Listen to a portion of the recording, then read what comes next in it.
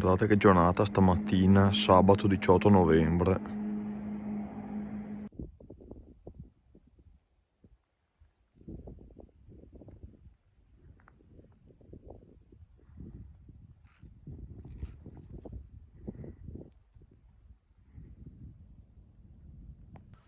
Ciao a tutti carissimi, oggi come vedete sono al Passo delle Borcola, che è praticamente il punto di congiunzione tra il comune di Posina e il confine meridionale del Trentino Alto Adige.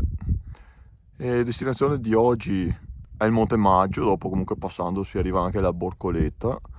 2 ore e 20, sono le 9:49, in questo momento 9:50 e diciamo che siamo pronti a partire. Guardate, c'è ancora un po' di neve residuo che è un po' più su in ombra.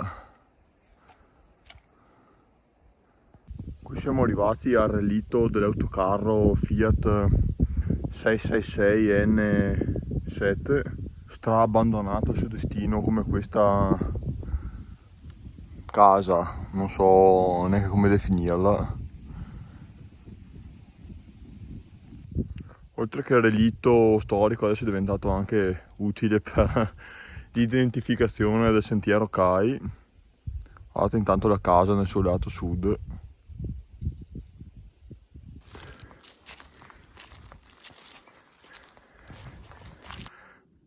Meraviglioso, guardate qui verso ovest c'è proprio in bella vista la parte più orientale del gruppo del Pasubio. Devo dire che è inedito vederlo da questo lato, per me almeno.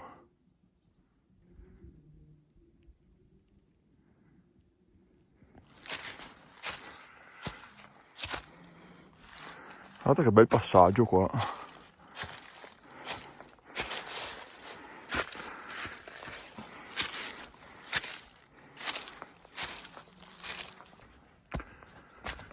Oh, che bello qui. Il panorama tende già ad aprirsi un po' di più.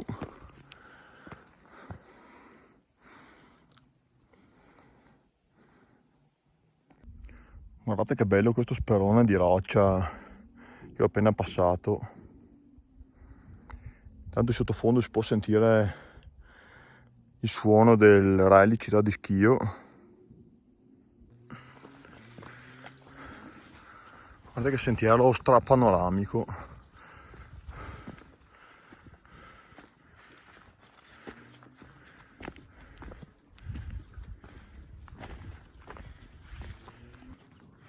Ecco qua, arrivato alle Borcolette intanto. Vedete Monte Maggio, 40 minuti. Guarda che panorama si è aperto qui all'improvviso, perché appena girata questa curva non si vedeva nulla ancora.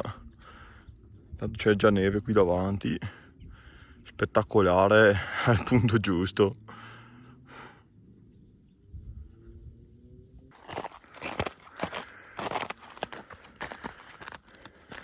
Qua intanto vedo che è franata una bella porzione di montagna.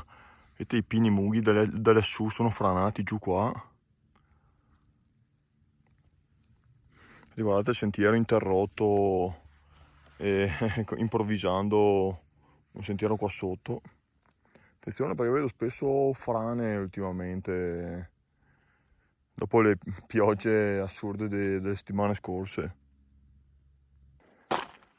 Mamma mia, mamma mia.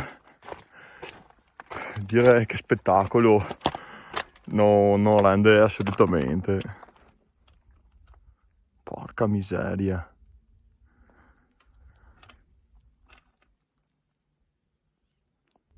Guardate, qui si vede molto distintamente i laghi con i suoi 2 specchi d'acqua. Mamma mia, veramente meraviglioso.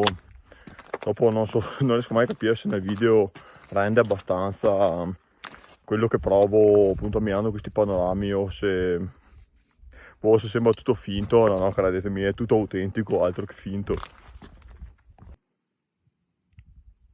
Mamma mia, più si va avanti più migliora. Vabbè, Cos'è le ciliegine sulla torta? Intanto ragazzi fuori i lamponcini perché questa parete all'ombra è un po' insidiosa, quindi tanto vale usarli visto che li ho portati via stavolta. Molto bene, siamo pronti per affrontare questa parte. Un bel sentiero tra i mughi, le neve e il ghiaccio, di cui a ramponi si va ovunque, stupendo. Inizia a intravedersi la cima con la croce, altri 5 minuti e ci siamo. E davanti a una bella comitiva di persone da raggiungere adesso. Tra l'altro è veramente una fortuna trovare una giornata meravigliosa così, però a differenza di altre volte che era completamente velato, barra nuvoloso, quest'oggi a parte qualche velatura sparsa, il tempo è incantevole, perfetto per fare belle riprese e per vedere bei panorami. Bombando alle ciance, tocchiamo la vetta perché qui a parole non si arriva più. Prima di salire in vetta sono curioso di andare a vedere queste indicazioni CAI qui davanti, cosa illustrano di interessante. Ecco qua vedete Monte Maggio, Carbonare che è la località dove sono passato la settimana scorsa, con Tramolini, laghi infatti. Guardate che panorama stupendo e come detto ho raggiunto la comitiva qui davanti a me con cui ho fatto 4 belle chiacchiere. Guardate la croce.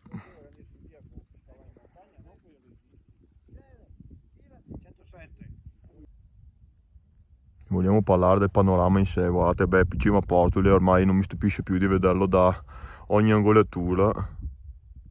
E qua, come detto, è il gruppo del Pasubio.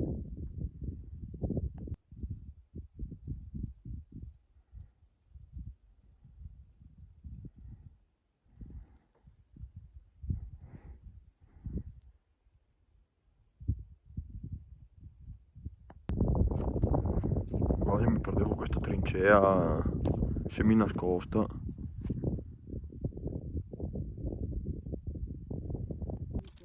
Pausa pranzo.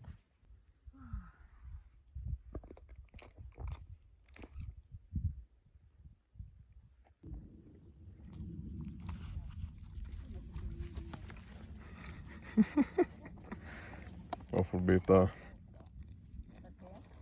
Bene carissimi, sono le... avevo visto prima, vabbè adesso non vedo, comunque sono partito alle 12:55, pausa pranzo finita, destinazione Passo Borcol.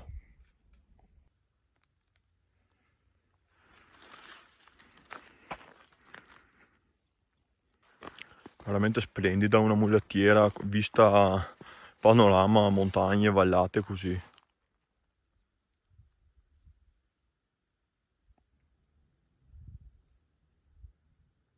Mio Dio, camminare con vista Pasubio davanti è veramente una delle emozioni più eccitanti che abbia mai provato sui montagna.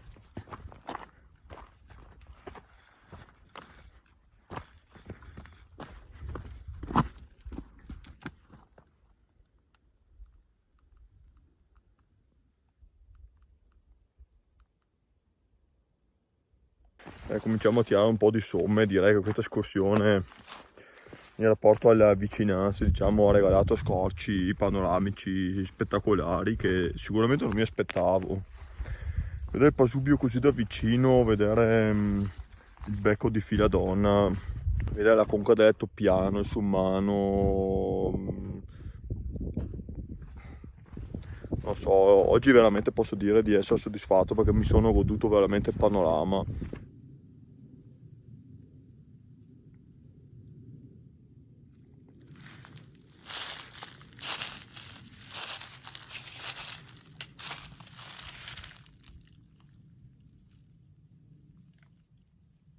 Peccato lasciare andare in malora una casa, tra l'altro così grande, posta a questa altitudine.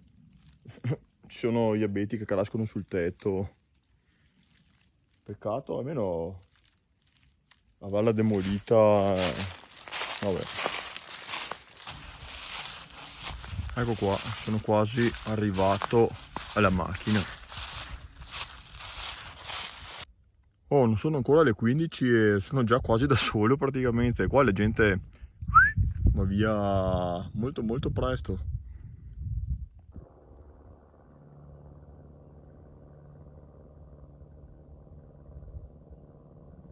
Ecco qua, arrivato.